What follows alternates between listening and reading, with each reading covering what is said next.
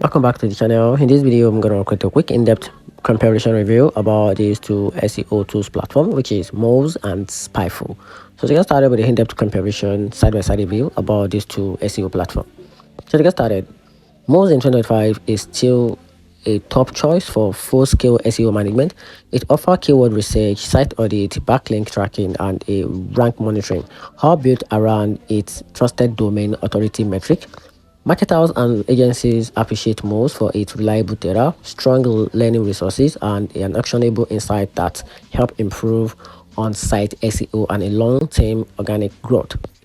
SpyFu, meanwhile, focus heavily on a competitor's intelligence. It lets you see what keywords your competitors rank for, what ads they are running, and how their organic and paid strategies overlap.